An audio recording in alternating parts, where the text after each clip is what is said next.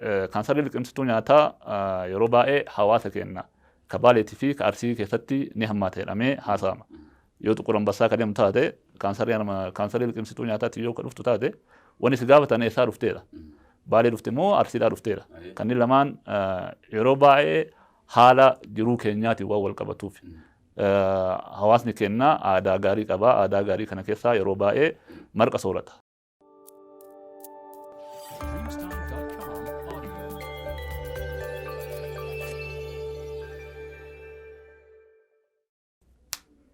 Ashama harka fuune daawwattoota Zaar Poodkaast akkam jirtu nageenya badhaadhaa baga jiraatanii guyyaa irraa kana geettan jechaa sagantaa muudannoon muuxannoodhaati. Sagantaa muuxannoodhaa tanarratti yeroo hedduu namoota ogummaa garaagaraa keessa jiran akka qabanneetiin dhufaa turre ni beekama.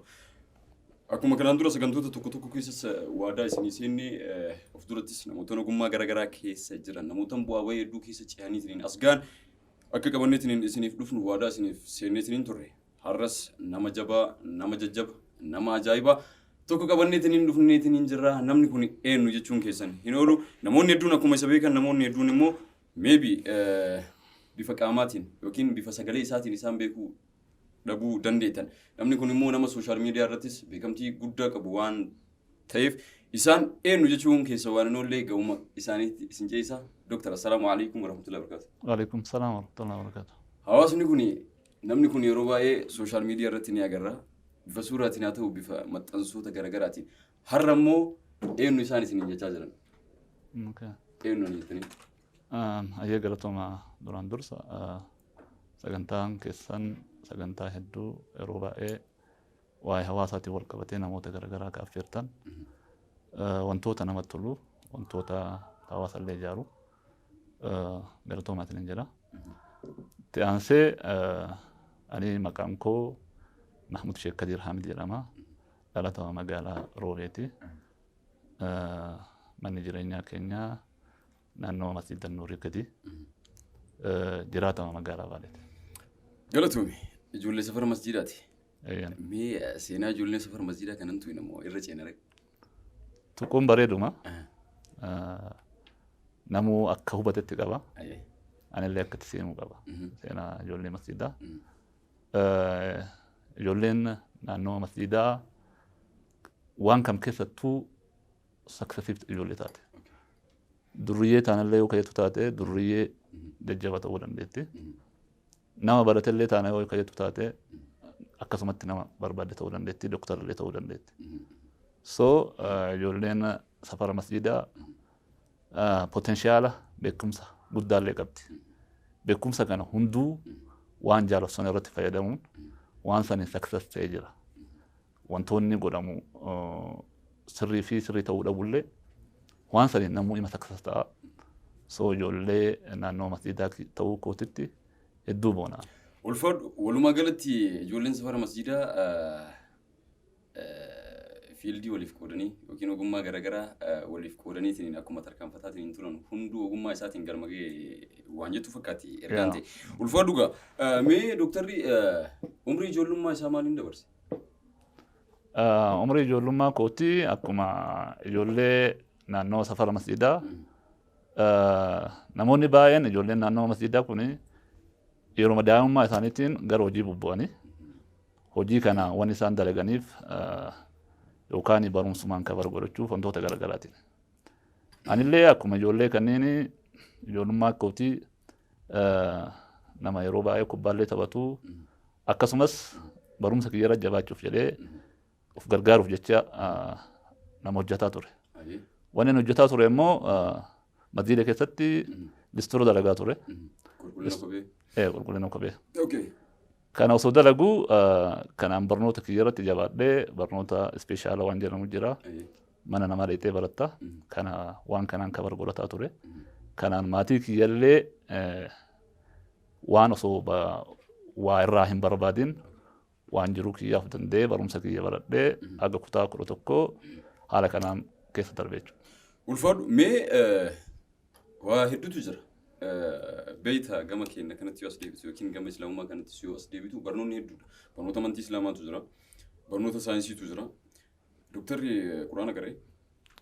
Eeyyeen namni musliimaa kamuu ni qara. ijoollee masjiidaa taatee immoo namni quraana hin qaraane waan jiru nutti fakkaatu. Ka kiristaanaatu naannoo masjiidaa yoo taate quraana kan qara'een hin jiru. Dhugaa keeti. Tole egaa barnoota elementarii eessatti eegale doktor? Elementarii bakka itti eegale mana barumsaa Madda Walaabuu jedhamu achitti eegale.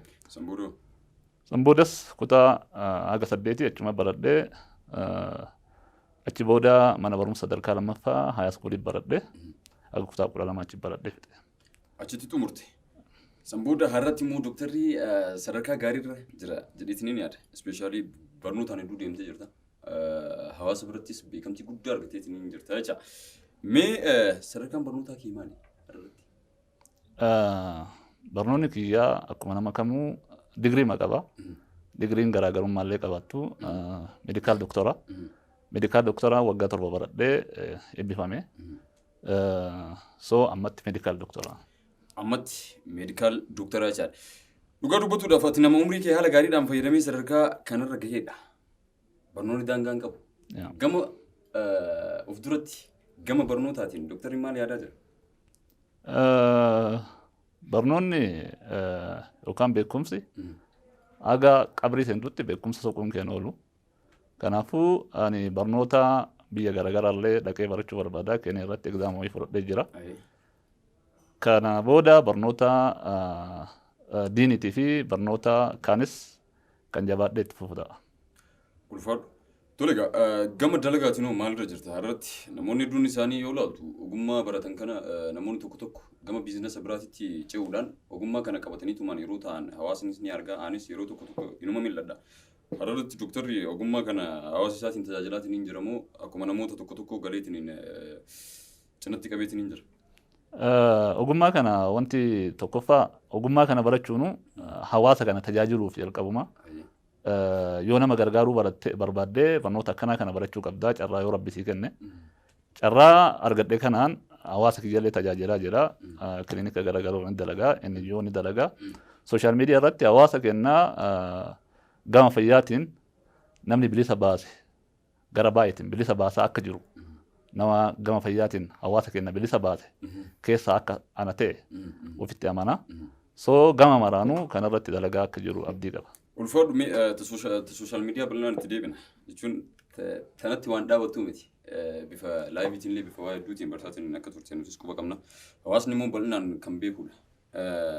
Mee har'arratti ogummaa keetiin hawaasa akka gaarii tajaajilaatiin hin jirta bifa fiizikaalii ta'e akkasumas bifa sooshaal miidiyaatiin jechuun akkaataa addunyaan kun yeroo ammaatti qabsaa'aa jiruun atillee gama ogummaa keetiitiin qabsaa'aa jirta jechaadha. Doktarri har'arratti bultii horatee jira? Eeyyee bultii horadhee jira. Nama bultii keessa jiru. Kana baay'ee si deebisuu baadhu jechuun bultii horadhee jira. No, namoonni hedduun isaanii baay'ee si deebisuu baadhu jennaan xiqqoo isii naaf hin liqimsafne as bira gadi hin tarre beektaa? Jechuun ogummaa keessatti seenuu osoo hin taane as bira gadi naa hin tarre. Namoonni tokko tokko bal'inaan yoo haasa'an doktarri bultiin horannee jedhama. So kan akkamitti ilaaltaati? Olola moo dhuguma bultii hin kun shira diinaati. Shira diinaa illee fudhachuu hin dandeenya. Nama maatii qabu nama jiruu keessa jiru ani jireenya kiyya haala gaariin dhoofataa jira. Ijoollee kiyya barnoota barsiifataa jira. So kana hawaasni kamuu waan kana beekee akkasitti hubachuu qaba. Naan liqimsamne. Kana jechaan maali beektaa? Jechuun namoonni sooshaal miidiyaa irratti beekamtii guddaa qaban yeroo baay'ee gaafa as ba'an ani bultiin kun horadhe yookiin immoo jechaan wantoonni biraa akka duubaan ittiin baay'annee fi anatti fakkaata akka kiyyatti jechaan doktarri wantoota kanneen ofirraa dhiibuuf moo no wanni dhiibuuf maaltu jira suni carraadhaayyuu gabaa silaa ofitti banaa jirraayyuu kana keessa waan baay'ee carraa argachuu dandeetta. Garuu ani nama maatii qabu nama abbaa ijoollee lamaati. Ulfaadhu ayyee galatoomi. Galatooma. Gama gaafii keenya kan itti aanutti yoo ceenu immoo gama fayyaa kanaan gama ogummaa keessaniitiin hawaasni keenya keessattuu qulqullinaan wal qabatee hedduu jechaan yoo argitu nuti yeroo baay'ee daandirras yeroo deemtu waa tokko millataatiin hin deemtu. Wantoota akkanaa kanneen keessattuu qulqullinaan wal qabatee hawaasni keenya sadarkaa gaariirra jira jedheetiin hin yaada dooktarri. Maaliif wantoonni baay'een isaanii ispeeshaalii gama fayyaa kanaan qulqullinni murteessaadha. Qulqullinni hawaasa keenyaa kana yookiin akkaataan hawaasni keenya qulqullina itti eeggatu kun sadarkaa gaariirra jira jedheetiin hin yaada dooktarri. Kana akka lamatti ilaaluu danda'a. Naannoo magaalaa kana keessaa fi naannoo baadiyyaa irratti yoo ilaaltu taate jijjiiramni hedduu garaagarummaa qaba.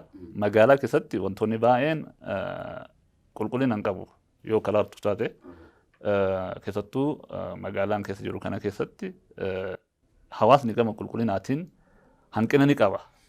Garuu naannoo baadiyyaa irra yoo deemtu taate immoo tokkoffaa baay'inni hawaasaallee akkasuma xiqqaadhaan namuu iddoo babal'aa qaba, iddoo jireenyaa babal'aa qaba. Kana keessatti hamma wayii qulqullinni haala gaariidhaan ni jira. Akka barbaadanitti bishaan waan barbaadan argachuullee baatan garuu haala gaarii keessa jiran waan jedhu tokko argee jira. So kanaafuu garaagarummaa qaba. Magaalaa fi baadiyyaatti haalli jireenya namaa garaagarummaa guddaa qaba.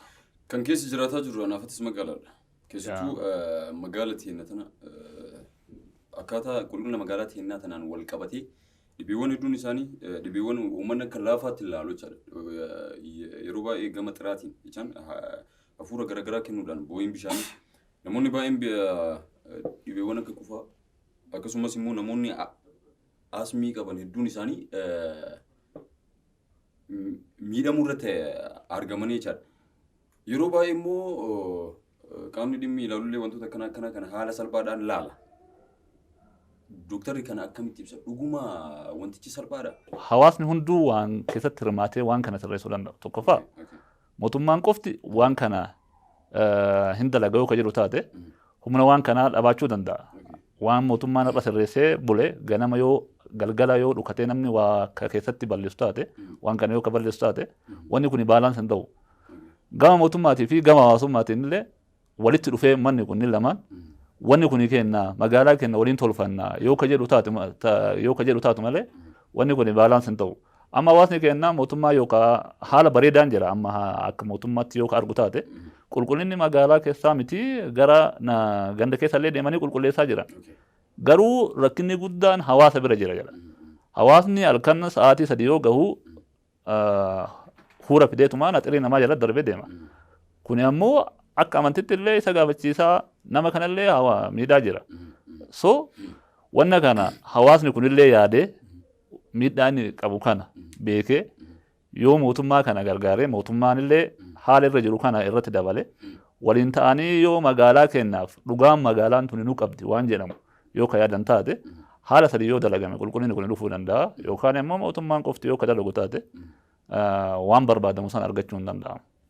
Dhugaa keeti. Qaama dhimmi ilaaluudhaan mootummaa qofaa miti. Ispeeshaalii hawaasni murteessaadha. Hawaasa jechaan wantoonni hedduun osoo ka beeku taate isumaafillee isumaan galma gahuu danda'aleedha jechaadha. Galatoon ulfaadhu. Tole kabajamtoota daawwattoota Zaad Podcast qophii teenyattan Dr. Mahmudii wajjin taasisaa jirurraa waa baay'ee akka hubatanii fi akka ittiin bohaaraatiin jirtan abdii qabna. Kanaaf immoo sagantaan keenya hin eegalame malee hin xumuramne warroonni chaanaala YouTube keenyaatiif haarawaa taatan immoo subscribe, share fi like gochuudhaan firoottan hiriyaa akkasumas namootan garaagaraatii qooduu hin irraanfatinaan dhaamsa keenyaa sagantaan akkuma itti fufetti jira. Tole Dr. Mukoyne. Ayyee kana qofaa miti. Ogummaan keessan kun keessi bal'aadha jedheeti. Hawaasni keenya yeroo baay'ee dhibeewwan garaagaraatiin yeroo miidhamu ni agarra. Fakkeenyaaf dhibeewwan akka kaansarii harmaa, kaansarii liqimsaa.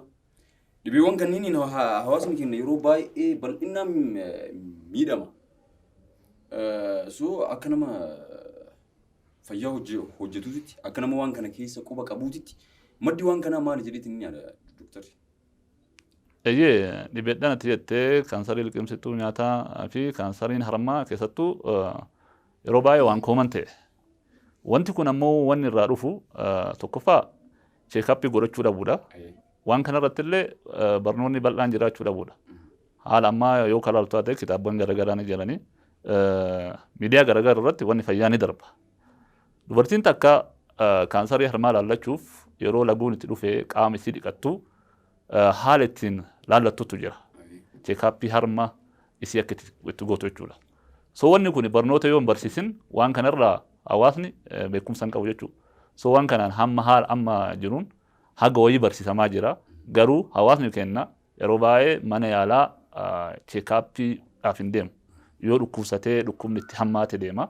Kun immoo bartee duubatti hafu keessaa tokko. Bartee dhiifamuu qabu keessaa tokkollee. So kanaafuu hawaasni kenna keessattuu gama shamarraniitiin wanni jiru torba ji'a afuriin cheekaappii harmaa osoo godhatanii yookaan immoo laguun dhiqatan yeroo san mana ofitti cheekaappii harmaa godhachuu ni danda'an. Kan biraa immoo akkuma teettee kaansarii liqimsituu nyaataa yeroo baay'ee hawaasa kenna. Ka Baaleetii fi ka Arsii keessatti ni hammaata jedhamee haasa'ama. Yoo Xuqur Ambassaa ka deemu taate kaansarii liqimsituu nyaataatti yoo ka dhuftu taate wanni si gaafatan eessaa dhufteedha. Baalee dhufte moo Arsiidhaa dhufteedha. Kanneen lamaan yeroo baay'ee haala jiruu keenyaatiin waan wal qabatuuf. Hawaasni kenna aadaa gaarii qaba. Aadaa gaarii kana keessaa yeroo baay'ee marqa soorata. Marqi faayidaa baay'ee osoo qabu yoo ho'aa isaa ka liqimsinu taane wanti ho'aan kun iyyuu wanti ho'aa baay'isuun kaansarii kanaaf nu saaxiluu danda'a. Kan biraa biyya beekamtuu taate Iraan fi Chaayinaan yeroo baay'ee waan ho'aa fayyadamanii isaanis kaansarii kanaaf warroota saaxilaman keessaa tokko. So haala kana haalli ittiin sirreessuu dandeenyu ni jira. Marqa kana qabbaneeffannee nyaachuu haala kanaan soorata kenna yoo ka sirreessinu taane waan kanarraallee bilisa ta'uu dandeenya. Cheekaappii ammoo hamma danda'ameen osoo dhibeen nutti hin hammaatin mana yaalaa deemnee cheekaappii yoo ka goonu taane dhibee kamirraayyuu bilisa ta'uu dandeenya. Ulfaadhu tole egaa daawwattoota Zaar Poodkaast Dooktarri ergaa bareedduu ergaa jabduu akkasumas wantoota hawaasa keenyaan wal qabatu hedduu keessa ceetiniin ergaa bareedduun nuuf dabarsaatiniin jira waan ta'eef dhibamnee qofa osoo hin taane osoo hin dhibaminis cheekaappiidhaaf mana yaalaa deemuun akka barbaachisu waa hedduu hubataatiniin jirra waan ta'eef akkasumas immoo hawaasni keenya yeroo baay'ee dhibameetu haga dhibeen itti hammaatutti yookiin haga dhibeen harka itti fudhatee isa laamshisutti mana yaalaan deemu. Kun immoo dogongora ta'uu dooktorarraa waa hedduu hubataatiniin jirra waan ta'eef dhibeen osoo harka nuun kennisiisin dursinee harka isa kennisiisuu qabna waan ta'eef dursineetumaan of eeggannoo gochuun dirqama waan jedhu fakkaatti ergaan ta'e galatoomii. Kana qofaa miti.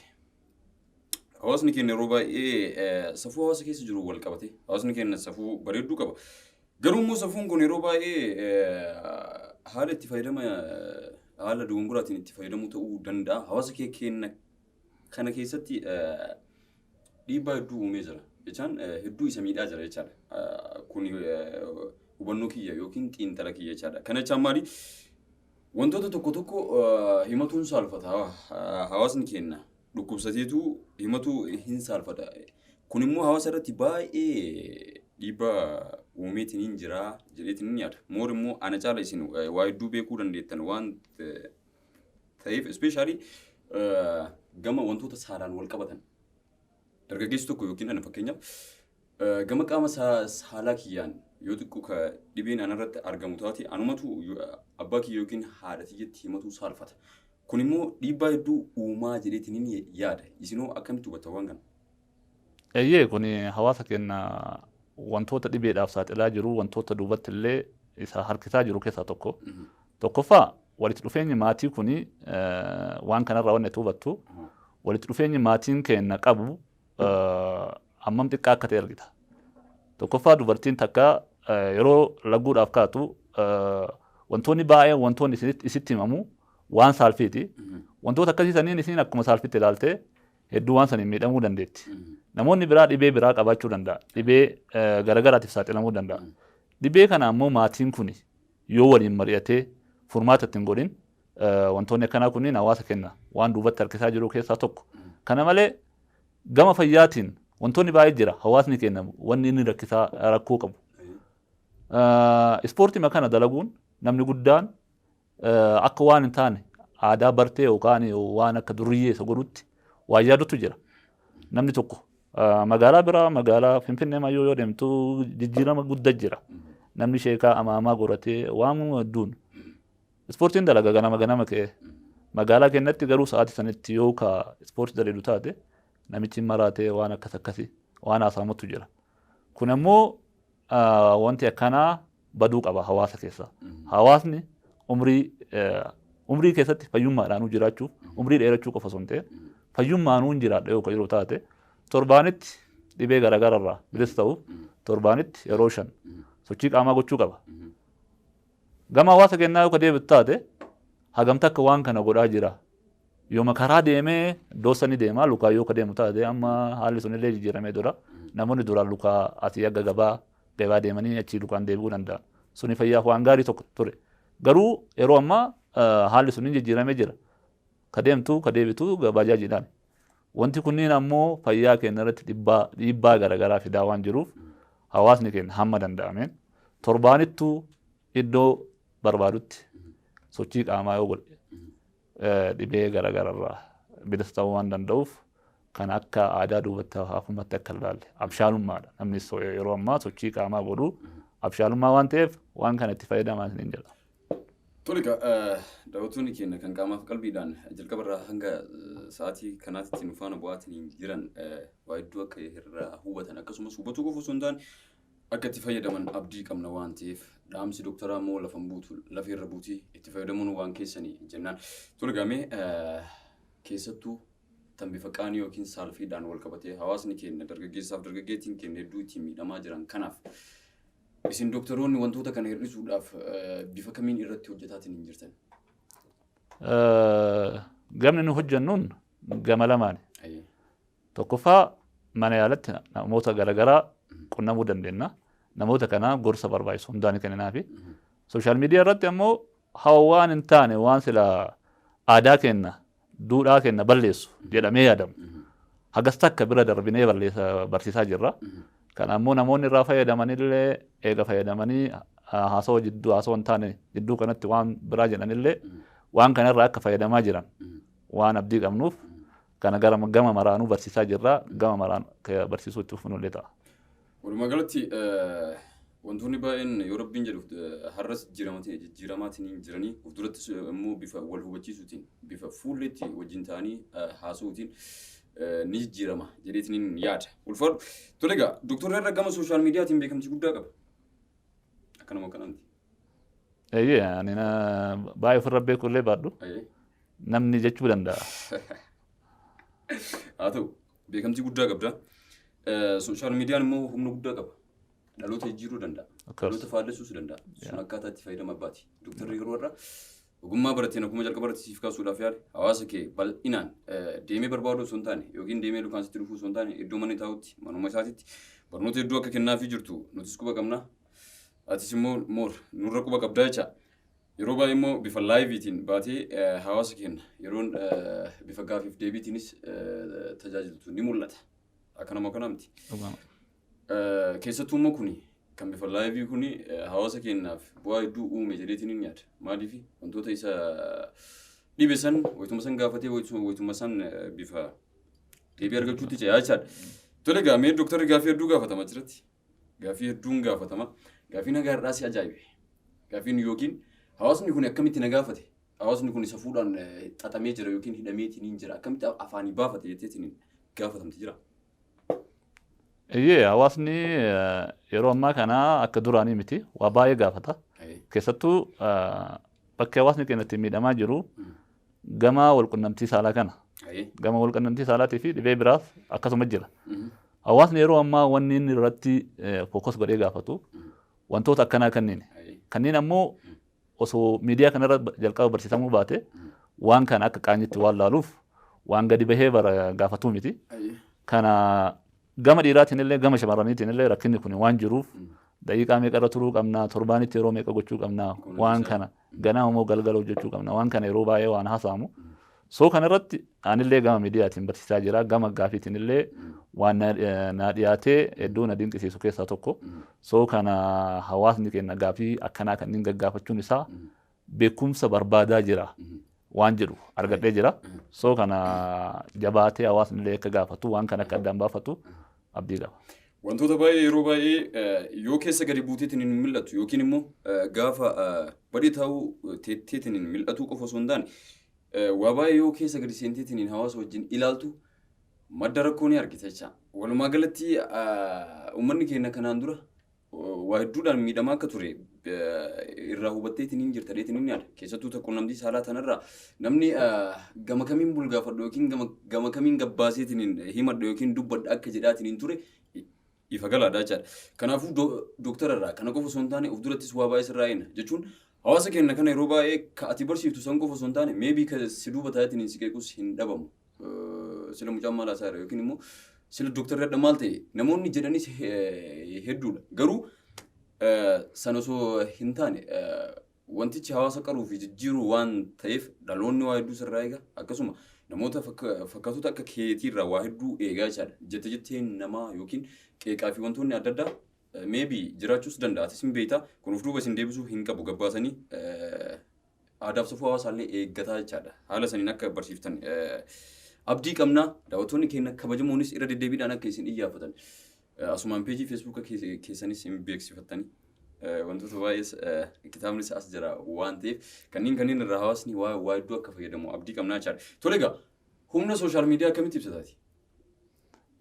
Sooshaal miidiyaa gama lamaan waan ibsuu danda'u.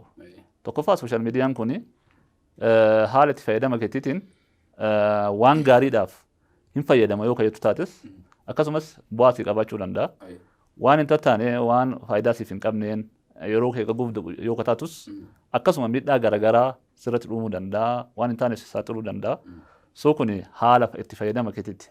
Namoonni garaagaraa waan hin taane itti ilaalanii keessattuu dargaggoonni yeroo ammaa sooshaal miidiyaa kana taphumaaf wantoota akkasiitiif waan jaalatamu jira. Waan fayyaa ajaa'ibaa wayii hawaasaa barreessitee yookaan namni wayii ka achi qalladu waan taane waan hawaasan barsiifne wayii yookaan irra oolu taate yeroo baay'ee namni garas wannoo ta'a. Hawaasni keenya sooshaal miidiyaa ammoo maaliif fayyadamuu qabna waan jedhu irratti xiqqoo rakkina jira. Kana ammoo yeroon waan furu ta'a. Haala miidiyaa itti fayyadamnu irratti beekumsa ittiin dhaaluuf osoo fayyadamne waan jedhu dabarsuu barbaada. Kan biraa ammoo hawaasa keenya kana keessa wantoota baay'ee jira. Wanti hin baratamin rabbiin wantoota baay'ee nuu kenne waan san beekumsa dhabuu keenyarraa hedduu itti fayyadamuu hin dandeenye. For example doobbii haa fudhannu. Doobbiin bu'aa meeqa qaba? Nama gubdi. Kana qofa beeknanu. Namni ittiin gubamee faayidaa ittiin gubachuu isaatiin faayidaa baay'ee argatee jira. So waan nu keessa jiru kanneen baay'ee hin beekne kanaan ammoo yoo irratti qorannoo garaagaraa gaggeessinu taane hawaasni keenya wanni mana yaalaa deemuuf hin jiru ufiinuuf yaaluu danda'a.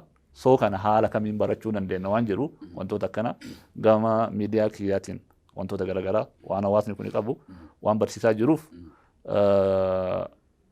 irraa fayyadamaa jira. Qeeqa ammoo qeeqa irratti qeeqa si ijaaruu jira. Qeeqata akkasii sanniin waan si ijaaruuf hedduu fudhachuu illee dandeetta. Duudhaa hawaasa keetii illee yoo balleessite namni si deebisu namoonni akkasii hedduu si gammachiisanii yeroo takka miira dargaggummaadhaan miira biraa keessa seenuu dandeetta. Waysan ammoo namoonni duubaan si qeeqanii si deebisan waan si duubaan jiraniif namoota akkanaa kana qabaachuun kee hedduu si gammachiisa. Galatoomii yeroo baay'ee qeeqamuun hordofamuudha. Hawaasa sin geenye yookiin hawaasa yaada tokko siif hin kennu yoo qabaatte inumaayyuu sadarkaa gaarii irra kan jirratti of hubatta beektaa yeroo tokko jechaadha. Maaliif qeeqamuun hubatamuudha, qeeqamuun daawwatamuudha, qeeqamuun waa hedduudha. Kanaafuu hawaasa waan gaggaarii namaaf himu qofa osoo hin taane abbaan ofiin arguu jedhama. Jechuun ispeeshaalii gama aadaaf safuu kanaan hawaasni keenya waa baay'ee eeggata. Takaleessa ayyaaf abbaan irra tarkaanfatteetiin as geettisan kan akaakilee fabaabilee irraa as cittisan dhaloonni adda maal godhaatiin jira sila cinatti qabe yookiin hundatti deebisee yeroo jedhan hin mul'ata. San garuu haala itti fayyadama yeroo waliin wal moggaa yeroo deemtu murteessaadha. Addunyaan adda waa hedduudhaan tarkaanfatte waan ta'eef takaleessa bareedduu isii gaarii taate sanis moggamatti qabatanii bifa wal maddii yoo fuutiin yoo tarkaanfatan waan gaariidha jedheetiniin yaada. Galatoomii ulfaadhu. Qophii bareedduu fi ajaa'ibsiiftuu tan barnoota hedduuf keessaa qabdu. Tan Dr. Mahmudii wajjin taasisaatiin hin jirurraa yookiin taasisaatiin hin turerraa waa hedduu akka hubattan, waa hedduu akka barattan, waa hedduu akka gama furmaata waan isin dhibe hedduu of duraafis haa ta'u ammaafis waa hedduu akka dhuunfattan abdii qabna. Tole gaamee Dr. Addunyaan tuwaa baay'ee qabdi. Jechaan akkaataan isiitti ibsanuu nama dhibu. Dr. Mahmud addunyaa kanarraa maal dinqisiifata? Addunyaa kanarratti wanti dinqisiifattu baay'een illee jiraachuu danda'a. Garuu addunyaa kanarra addunyaa dinqisiifachuun dura maaliif akka uumamte beekuun barbaachisaadha. Addunyaan tunu. Addunyaan tunu ilmi namaatu addunyaatiif uumamtee ati immoo maaliif uumamtee waan jedhu. Rabbi gabbaruudha. Rabbi agabbaruuf uumamneen hunduuf. Kana keessatti ammoo wantoota Rabbiin wantoota baay'ee ilma namaatiif akka isa dinqisiifatuuf hojii isaa akka dinqisiifatuuf uumee jira. Kana ammoo wayita waan akkana arginu Rabbi makeenya dinqisiifanna. Hojiin kee bal'aadha. Waan akkana jechuun Rabbiin dinqisiifachuu dandeetta. Wantoonni dinqisiifatan tokko lamaa miti. So takkaa lama jedhee dinqii Rabbii ibsuu waan hin dandeenyeef tokkoffaa uumamneef kana beekuudha. Eega uumamne ammoo waan Rabbiin uumeef eega beene booda waan inni nu uume kana akka ittiin dinqisiifannuuf waan nu ooluuf isuma dinqisiifanna. Rabbii ma dinqisiifadhu. Hojii Rabbii dinqisiifadha. Jechuun dirree diriiraa dachii akkasuma samii utubaa malee dhaabbatte wantoota hedduutu jira addunyaa kanarra. Kanaafuu takka lama wanti jedhanii jiru jechaadha. Galatoomii jechuun bifa ajaa'ibaatiin naaf deebite jechaan bifaan yaadni. Biyyaan namoota baay'ee akkanaa miti jechaan uumamaa dhiisee uumama yeroo dinqisiifatu jira hawaasni keenya. Kanaafuu ulfaadhu siin jedha. Itti aansuudhaan hawaasnis akka of duratti gama hedduudhaan si hordofu yookiin gaaffii waan isa dhibee akka si gaafatuuf peejiin feesbuukii keetii maqaan maali? Fuulli feesbuukii kootii Dr. Muhammad Kadir jedhama. Foolowara nama haga 95 kan qabu. Kitaabas furtuu fayyaa jedhama magaalaa Maroobii irratti eebbifame. Maxxansi lammaffaallee kan yeroo gabaabaa keessatti rakkina hawaasa irratti kan xiyyeeffate kan bahu ta'a. Gama maraanuu nu hordofaa isiniin jedha. Tole egaa kana qofaa miti. Dooktar waliin yeroo baay'ee hojjaa isaatiin hin turre wal quba qabna. Gama kanaanis gama Zaad Productionitiin sagantaa addaa sagantaa hawaasaaf qophaa'e sagantaa hawaasa tajaajila hawaasa fayyada hawaasni kun irraa fayyadama jenneetiin yaannu Dooktarri keenya bifa addaatiin qaree bilcheessee akka dhufaatiin jiru quba qabna waan ta'eef hawaasa keenyaan maal jettaan bifa akkamiitiin qabadhee dhufaa jirattaan waan akkamiitiin dhufaa jirattaan. Sagantaa furtuu fayyaa jedhu qabannee dhufaa jirra. Furtuu fayyaa kana keessatti wanti fayyaa rakkina fayyaa ta'e hunduu kan furamu gargaarsa Rabbiitiin. So gaafii namoonni qabdan gaafii keessattuu gaafii saalfii jedhamu gaafii rakkoo isinitti ta'ee gaafii san gaafachuuf isin rakkisu kan yeroo dheeraadhaaf akkasitti isinirra ture. Gama miidiyaa boodkaastiin gaafachuu ni dandeessanii miseejii gara jaraatiin ergitanii sanirratti hundoofnee gaafii barnoota isinii kennuu waan dandeenyuuf miidiyaa jaraa hordofaa barnoota biraa barnoota furtuu fayyaa jedhamu yeroo gabaabatti kan eegallu waan ta'uuf hordofaa isiniin jedha. Tole egaa daawwattoota keenya nama jabaa nama jajjaba nama hawaasaaf gadi dhaabateedha nama hawaasa tajaajiluu irratti xiyyeeffateedha. Sooshaal miidiyaan immoo yeroo ammaa kanatti wantoota baay'ee gadi baaseetiin jira. Hayyoota nuti qabnu, beektota nuti qabnu, akkasumas beekumsa nuti qabnu yeroo baay'ee gama sooshaal miidiyaa kanaan gadi baafneetiin waliif hiraatiin jirra waan ta'eef sooshaal miidiyaan immoo dirree diriiraa fageenya irratti waa baay'ee ittiin argan yookiin hubannoo baay'ee irraa fudhannu waan ta'eef yeroo tokko hayyuun miidiyaan galaana humna guddinaati. Miidiyaan gaachana gaaddisa ulfinaati yeroon jedhamu ni jira. Sunis dhugaadha waan ta'eef yoo Rabbiin jedhe yeroo gabaabaa keessatti Dr. Mahmudiin wajjin sagantaa bareedaa fi ajaa'ibsiisaa mata dureen isaa furtuu fayyaa jedhu qabanneetiin dhufaatiin jirra. Hawaasni keenya hedduu wantoota kaleessa isin rakkisaatiin ture wantoota kaleessa bifa gaafiitiin wantoota hedduun dhiibbaa yookiin cinqaa garaagaraa keessa isin ture. Dr. Mahmudiin bifa barreeffamaatiin akkasumas bifa bilbilaatiinis haala mijeessinee yeroon isin itti gaafatan ni jira waan ta'eef chaanaala YouTube keenyaa Zaad Production subscribe share fi like gochuudhaan waliif hiraa waliif daddabarsaa of duratti kana qofa osoo hin taane sagantoota baay'ee hawaasa kanan fayyadan tajaajila hin bohaarsa hin dinqisiisa hin ajaa'ibsiisa jennu waa baay'ee qabanneetiin hin dhufaatiin hin jirra waan ta'eef yeroo hundaa faana nu fuudhaan dhaamsa kenna. Tole Dooktar addunyaan kun waa baay'ee qabdi. Ilmi namaa addunyaa kanarra dhufee waa baay'ee galmeessaa deema takka lama jedhaa. galmeen kun immoo yeroo baay'ee sammuun ilma namaa kun kaan hin galmeessaa kaan harcaasaatiin hin deema. Isii keessaa takka mudannoo hedduudha mudannoon ati qabdu. Mudannoowwan hedduu qabdu san keessaa mudannoo si ajaa'ibitan. Namni keessattuu namni meedisinii baratu mudannoo garaagaraa qabaachuu danda'a. Mudannoo kana keessatti wanti na qunname tokko yeroo qormaataa fudhannu jira. Oral exam waan jedhamu jira suufa godhattee deemtaa pirotokoola eeggachuu qabda. Kanarratti akkam ta'e seeta yeroo baay'ee tenshinii waan si jiruuf kutaa exaama akkam seene seeta. Kaalsii luka takkaa godhadhee kaalsii takka osoo hin godhatin exaama irra seene. Kophee godhadhee jira. Mudannoon kiyya kaanii hedduu na rifachiise keessaa kana mudannoo baay'ee illee qabaachuu danda'a waa'ee fayyaa kanarratti mudannoo baay'ee jira. Osoo dubbistu fa'aa halkan mana namaa seenu jira waa baay'ee jira. Mudannoo baay'ee kanneen illee siimuu baadhu garuu mudannoon hedduu yeroo baay'ee yaadadhee na ajaa'ibsiisu keessaa kaalsii takka godhadhee kaalsii takka mana kutaa egzaamaa seenuu kana yaadadha. Abshir taa'imii barnoota irratti wantoonni baay'een nama qunnama waan ta'eef galatoomi. Itti aansuudhaan akka nama guddaa tokkotti akka nama bifa fayyaatiin hawaasa kana tajaajilaa jiruusitti hawaasa kanaaf dhaamsa akkam qabda yookiin yaada akkam qabda akkasumas Zaad Productioniidhaaf yookiin miidiyaa kanaaf miidiyaa of durattis gama furtuu fayyaatiin waa hedduu uummata kanaaf dhaamsa guddaa dabarsuuf yaada qabdu yookiin daandii gubbaarra jirtu kanaaf dhaamsa akkam jiru qabdaati. Hawaasaaf waa baay'ee dabarsee jira wanti garuu hawaasaaf dhaamu tokko miidiyaan kun yeroo ammaa hawaasa gara maraanuu tajaajilaa jira gara amantiitiin gara waan hawaasni qabuun hundaa tajaajilaa jira. Miidiyaa kana kafaltii takka waan kafallaafi jiru hin qabnu.